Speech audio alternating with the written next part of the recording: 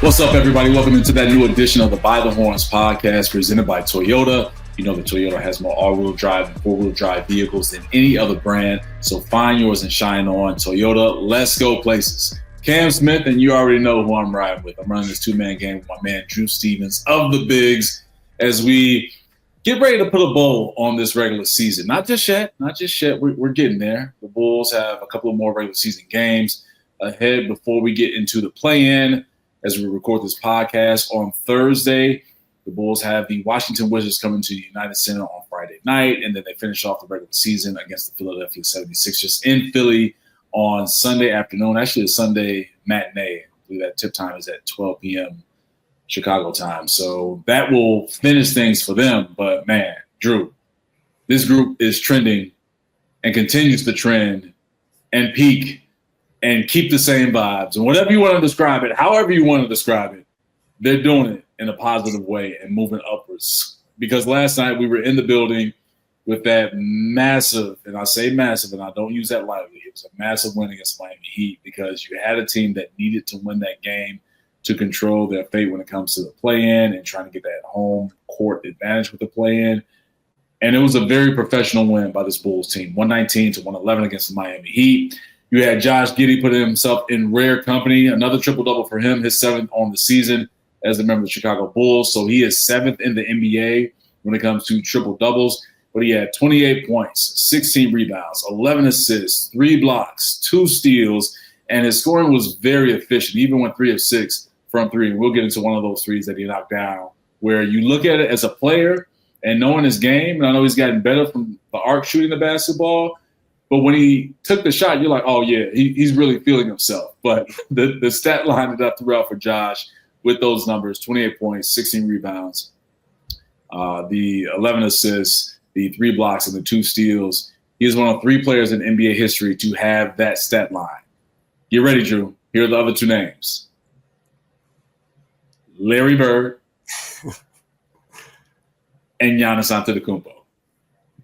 That is the rarefied air, the elite category that Josh Giddey placed himself in last night. So we're going to unpack last night's game from a number of different ways. Where do you want to start with this thing? Because for me, it was not just Josh Giddey, but it was the team across the board. It was a very professional win, especially when they were down 8-0 to start the game.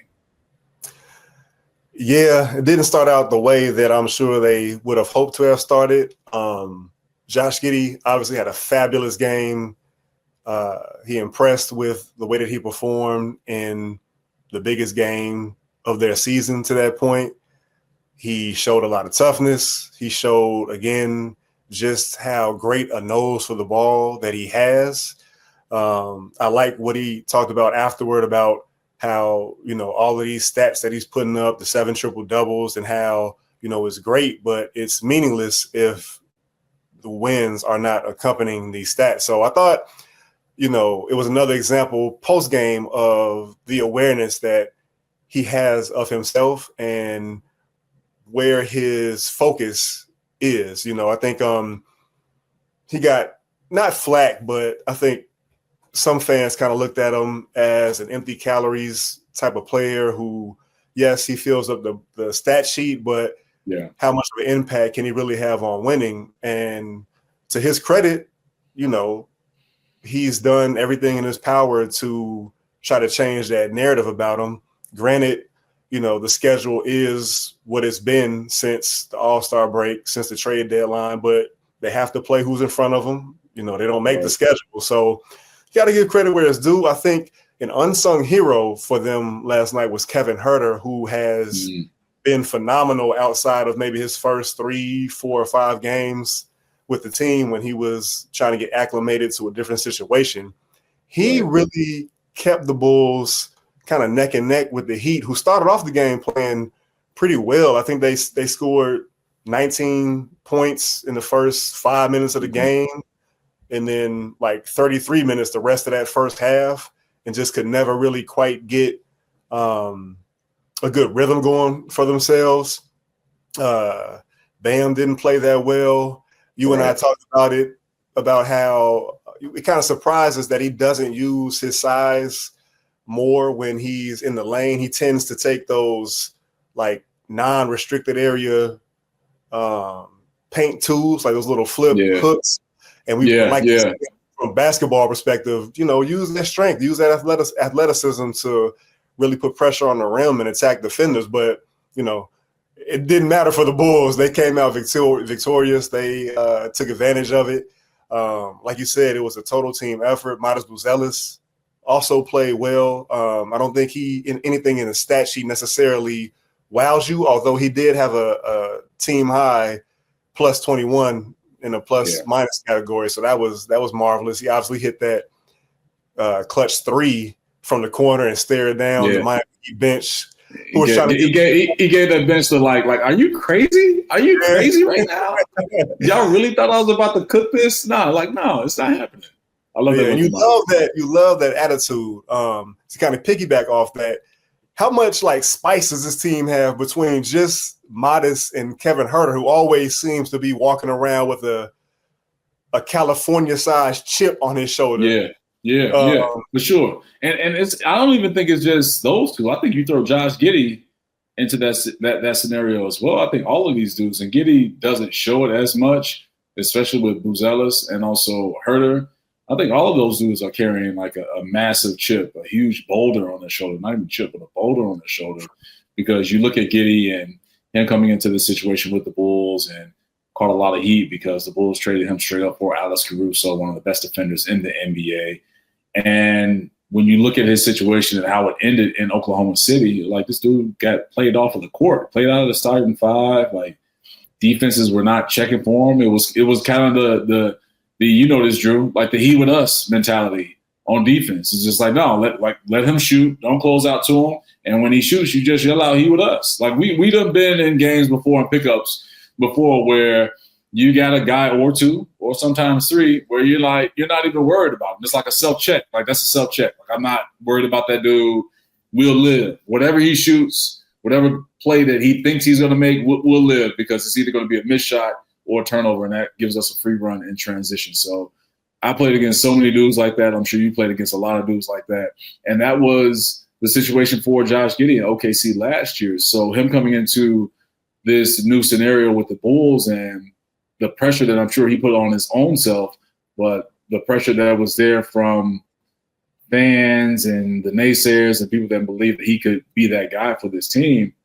And when I say that guy, I mean a guy that's a starter, that's a contributor, guy that's providing impact and production for this Bulls team. Not saying a guy that's averaged a triple-double in his last 15 games, which he has. And as I mentioned when we started by the horns at the top of the show, that he's 7th in the NBA in triple-doubles. But you expected him to be a very serviceable point guard with size that can get downhill, score, sometimes assist, and more so set guys up. That's what you were thinking with Zach LaVine at the time on the roster, with Kobe White, who was ascended coming off of last year. And we saw how Kobe made his run in the play-in, with Ayo Dosunmu coming back. They're like, all right, he could possibly be a nice facilitator, set guys up type of piece. But not this. This was not in the cards, at least for the mindsets for a lot of Bulls fans. Even my mindset. I didn't expect Josh Giddey to be this. And he's not foreign to getting triple-doubles. We saw that with OKC. But this is another level, right? So that boulder that he carried into this season, you're starting to see it play out once he got comfortable after All-Star break, after the trade deadline, where he was thrust into a position where there had to be a conversation between Josh Giddey and the Bulls coaching staff and head coach Billy Donovan. Look, we need you to be aggressive. Don't think, don't hesitate, take your shots. And it's the same thing with Kevin Huerter, him coming over in that 3-team deal with the Kings and the Spurs, and him trying to, I don't want to say revive his career, but a guy that was tired of just moving around. He started his career with the Hawks in Sacramento, didn't work out in both cities and with both teams. Now he's in Chicago. Outside looking in, before he even played a game with the Bulls, you're just thinking, okay, it was a piece. He's known as a shooter. Maybe he could latch on, but for the most part, you wouldn't think that Kevin Huerter would be on the roster for next season or in the Bulls' plans. And he smashed all of that because he showed and proved that he's more than just a shooter, a guy that can facilitate and really make plays for others. Last night against the Heat, he had 7 assists. 7 of the Bulls, 33 assists as a team, so that's impressive there. But then Buzelis. he puts the pressure on his own self. And I love that because he wants all of the smoke. And I know that's become a theme for everybody now. Everybody is saying like, oh, he's not afraid of smoke and all that. But we know when it comes to just Modest's mentality and speaking with him and watching him on the court, he's different. He's a different dude. And that boulder is huge because he has a list of guys that he's targeting, not just in the rookie class, but I believe in the NBA. So I'm going to throw out a movie reference here, Drew, so hopefully you can follow me on this one. But I'm thinking of Billy Madison and the scene where he's at the academic decathlon and he's getting ready to lose to his boss is kind of like the next dude underneath his boss, Erik. And Erik he crashes out, right? And pulls out a weapon and is getting ready to take out Billy. But then you have Steve Buscemi's character, take the dude Erik out. But even before that, Billy Madison calls Steve Buscemi and is like, hey, man, you know what? I know I used to bully you back in school. I'm sorry about that. And what does Steve Buscemi do?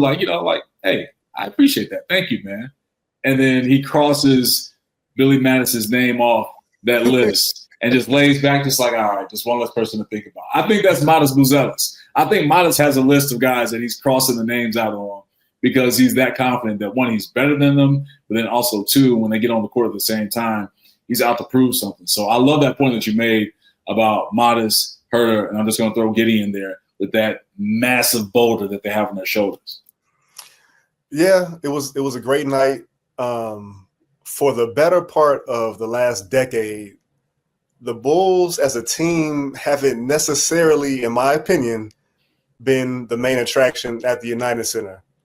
And I say that because it's a building that obviously is steeped in tradition. You look up, you see the numbers that are retired, you see the championship banners, the legacy, and the nostalgia that just fills the building. Plus, to their credit, they put on a great show between Benny the Bull, the Level Bulls, Bucket Boys, everything that happens kind of in between the action.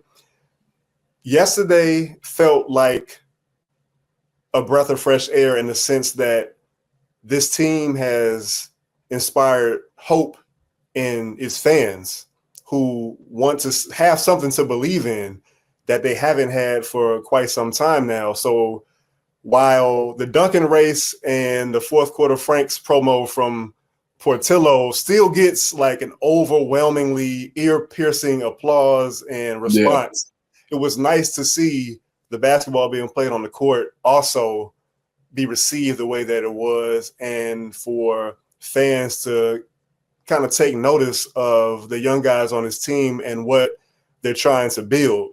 Obviously, there's still a lot of more information gathering that you and I, other people want to do, if not the front office, in terms of seeing these guys on the biggest stages, playing the best of the best competition. Right. It seems like this team is on a collision course to host the Heat again Wednesday, coincidentally a week away from the game we just experienced. So it's another opportunity for them to show improve. And then if they're fortunate enough to advance to the 7 and 8 game to play the winner of the 7-8 game and then hopefully sneak into the playoffs, that's even more, time that we get to see them play against the stiffest of competition. Myself, I spoke to this before.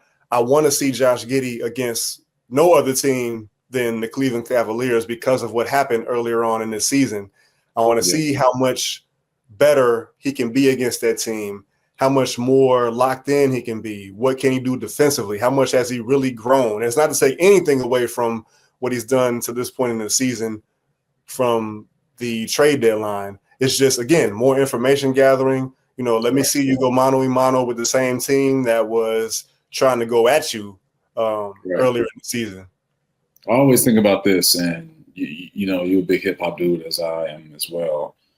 And when you get into these scenarios where the competition is tougher, the environment is tougher, and it's a playoff atmosphere, I think about De La Soul, stakes is high. I'm like, the stakes is high. Like if Josh Giddey, you know what I'm saying? You hear that? You know that?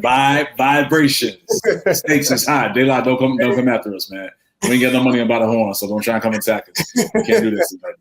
But I always think about that song and that beat plays in my head because that will be what Josh Giddey will face if the Bulls can get that 8th seed and face off against the Cleveland Cavaliers. Games 1 and games 2, if you don't know, they go to the higher seed, and they will be home games for that higher seed. So you have the first 2 games in Cleveland. And since I was a kid, Drew, the one thing that I always love about the playoffs is sitting down and watching that opening shot of the entire arena and every fan standing up waving playoff towels. And the camera cuts to the players on the court before the jump ball. They're standing focused, some of them stoic. You don't see the typical, embrace and bro hugs. You might see a little dap here and there. That's about it. But that tells me, and it was a signal to me, like, oh, it's real. It's real. Whatever happened in the regular season, that was cute. That was cool. But this is the playoffs. And with playoff basketball brings a different level of intensity. And so that's where you will see if Josh Giddey can transition what we've seen, especially in these last 15 games, where he's averaging a triple-double. If he can transition that positive play, not to say he's going to average a triple-double against the Cavaliers, but he's done pretty well against a lot of opponents this season, especially lately. If he can transition the previous play from what we've seen to finish off this regular season into the matchup against the Cavaliers. So when the stakes is high, we know a lot of people, that's where they make their money. And Josh Giddey has made his money for sure in the regular season, but he can add some more dollars to that money that he's made already with a nice performance against the Cleveland Cavaliers. But a lot has to go and happen for that matchup to go down between the Bulls and the Cavaliers in the 1 versus 8 matchup. The Bulls have a couple of more games left. As I mentioned, Friday night against the Washington Wizards, which is tomorrow as we record this pod, and then Sunday against the Philadelphia 76ers. Atlanta won tonight against the Brooklyn Nets. So the Bulls were a half game behind the Atlanta Hawks. And so I highly doubt the Hawks will drop their final games to open the door for the Bulls to get that 8th seed. So it's looking, as you mentioned, Drew, next week, next Wednesday, Bulls Heat once again in the United Center. And I'm expecting a different Miami team because it was something off about Miami last night. And this is not to take away anything from the Bulls and how they played. Don't get me wrong on this. Like, Josh Giddey hooped. Nikola Vucevic was D'ing up, played great defense. I mean, he blocked Bam Adebayo's shot, and that was one of 7 blocks for the Bulls. We talked about Kevin Huerter, Modest Buzelis. Kobe struggled a little bit, but still finished with 18 and made some key plays and some key buckets late to help the Bulls maintain their lead. But it felt like Miami's energy wasn't there. Now, talk about stakes is high. We know the energy will be there next week because it's a lose and you go home, right? So nobody wants to be on that 1-2-3 Cancun time. Like, they want to continue extending their seasons because if you're there, why the hell are you there to lose? You just want to keep playing. So it feels like with Miami next week, we'll see a different team. But then we know that Erik Spoelstra kept some things tucked close to the chest and to the vest that he didn't unleash with the Bulls. And that's just who Spo is. So are you expecting something different from Spo, even though if he didn't keep things kind of tucked underneath the sleeve, that with just how his team played and looking back at that game film, especially Tyler Hero pulling up for 3 after that steal late in the 4th quarter, maybe we can get into that. I don't want to waste the whole pod on Tyler Hero, but you have to believe that Spo is going to bring something different for next week when the Bulls Heat matchup. Yeah, it just felt like they didn't necessarily throw everything that maybe they could have at the Bulls. And again, that's not to take, like you said, anything away from the Bulls. They took care of business on their home floor and did what they had to do. They bet on themselves to do just that by not playing certain players in the front end of that back-to-back on Tuesday against the Cavaliers. But, yeah, Erik Spoelstra, mastermind. Obviously, he's working with a different roster. He doesn't have the evil genius, evil competitor, I guess, Jimmy Butler running with him, obviously. So there's a different kind of food chain over there in Miami. But, there is a piece of me that wonders if Spo held something back just in case, the off chance, or the very good chance that these two teams would meet again for the right to play the winner of that 7-8 game. So Yeah, I'm with you on that, man. I'm with you. But, maybe there's something else Billy can go to as well. It's all about adjustments. Yeah, true. I mean, and it could be a case where Spo didn't keep anything underneath the sleeve or, tucked to the vest. Maybe he threw out all the spades and, I'm speaking to a certain crowd right now. If you play spades and you know how to play spades, and maybe he was just like, man, it's a desperate situation. I need to throw everything out here. And this is all I got. And Billy knew that, all right, well, keep throwing it out, and I'll make sure that we maintain and we get these books. And so maybe that could be the case too for Spo, where he didn't hold anything back, and Billy just countered, and more so the players countered on the court and took advantage of just Miami's lackluster effort. It was just weird seeing the Heat play like that. But hey, this is not a Miami Heat podcast. This is a Chicago Bulls podcast. So shout out to the Bulls for taking advantage of that and being the better team last night. And that's why I call it a professional win, because it wasn't just the starters that stepped up. It was everybody that had minutes on that court contributed to that team. Like even Patrick Williams had some moments with him. I remember at the start of the fourth quarter, a couple of minutes into it, where he dove on the floor to help Josh Giddey get one of his 2 steals. And then in transition, gets up, Giddey finds him as the trailer, and he gets downhill and finishes against 𝗂𝗄𝗋. So it's those type of effort plays that were impressive to me, and that's why I said it was just a very professional win by this Bulls team.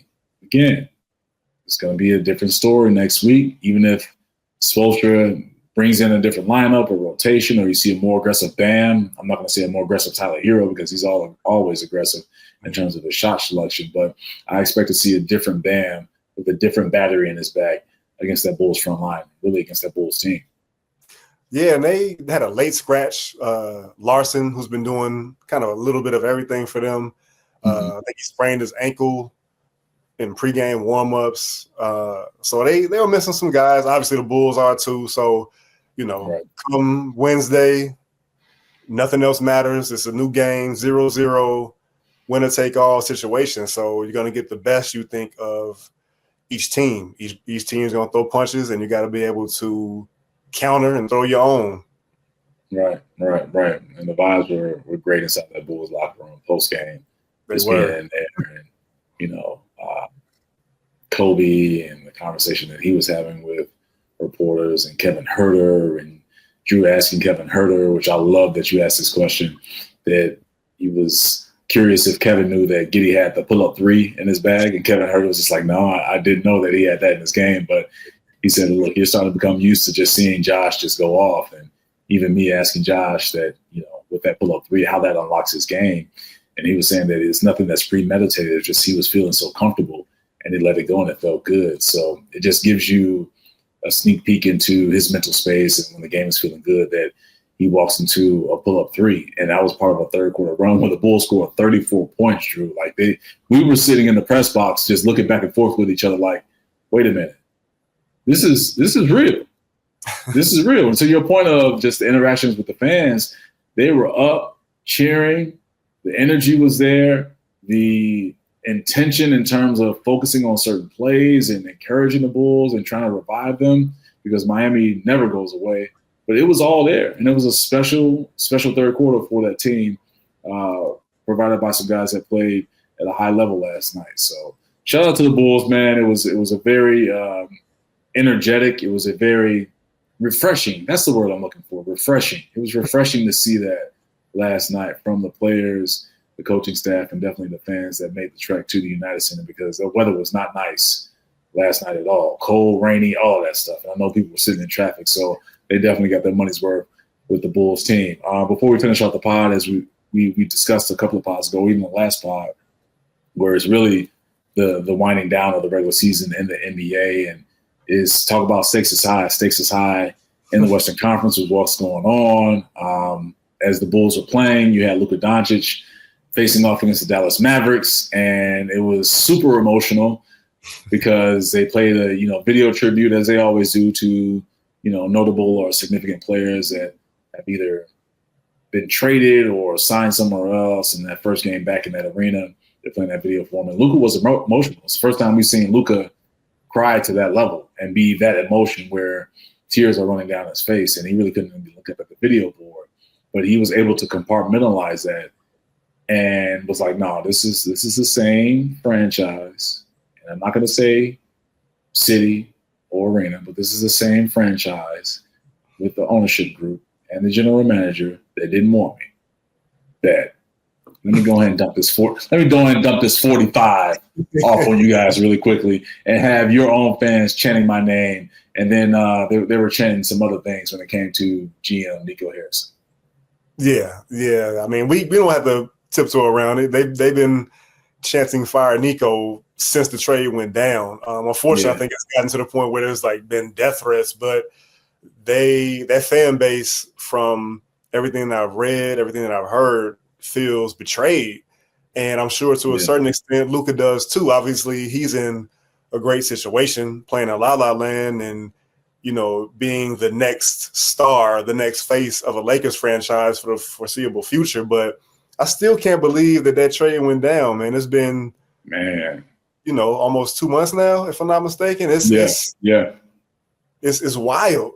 It's really wild to me. I didn't understand it in the moment, and I'm still just like, man, I hear what they are saying about Nico's reasoning, but it's just like certain franchises, the Bulls being one of them, I'm sure would kill for a talent like Luka Dončić, man. Yeah, everybody in the NBA would kill for a talent like Luka Dončić because I don't know what the Lakers have with them, but they just continue to fall into these great situations where they trade for one of the best players in the league and they just continue on with their legacy. So it's not a hating thing for anybody with the Lakers. Like I respect it, I admire it, but it's just, man, they do it a certain way where they continue to stay in the minds on the national landscape. And also when it comes to the NBA of being one of the better teams, because they get a guy that is one of the best at their position or one of the best in the league, regardless of position, to put themselves in a spot to be either top in the West or top in the NBA or a legitimate candidate for an NBA championship. Yeah, that situation was definitely it's not what you know, it's who you know, with the relationship that Nico Harrison and Rob Pelinka have, and also the relationship that Nico Harrison has with Anthony Davis. So, yeah, man, I'm not sure if that deal goes down, if that relationship doesn't exist. Like, there's somebody else running the Lakers. I'm not sure if that it goes down where he's going to LA. It's just that relationship, man. You got to coach everything. Sometimes you get lucky. Hey, let's keep it a buck, man. That situation, that trade doesn't go down. Mark Cuban still is the majority owner of the Dallas Mavericks, because we know ain't no way in hell Mark Cuban is trading away Luka Dončić. But yeah, Luka went off 45 points. I'm not sure if you saw the video that's been going around with Luka knocking down one of his threes. I believe he was 6 of 8 from three. I could be wrong on that. I have to double check the stats, but one of the threes that he knocked down, it was a slow motion video, and they were playing Michelle Indigo-Cello's "You Made a Fool of Me" from Love and Basketball. And I'm like, oh, wow. They really paired this song with this. And it fit. It really fit, especially when you think about the emotion involved with that game last night. Hey, man, hats off to creativity, man. Time to creativity. Yes, sir. Yes, sir. Time to creativity for sure. Right. Well, speaking of creativity, hopefully the Bulls can be creative and find themselves in the actual playoffs, and we will have that for you. I'm just going to manifest that and hope that happens, but they have 2 more games left in the regular season. Washington tomorrow night at the United Center, Sunday against the Philadelphia 76ers, and it's trending towards the Bulls facing off against the Miami Heat for the 4th time this season, potentially next Wednesday, for a spot in the matchup of the loser of the 7-8 game. And hopefully they can string together 2 victories and get it done. Unless something wild happens, I don't think they still have a chance to get the 8th spot, but you never know. So we're just going to go with thinking that they are going to face off against the Miami Heat in that playing game in the 9th and 10th spot. But look, that's a wrap on this edition of the By the Horns podcast.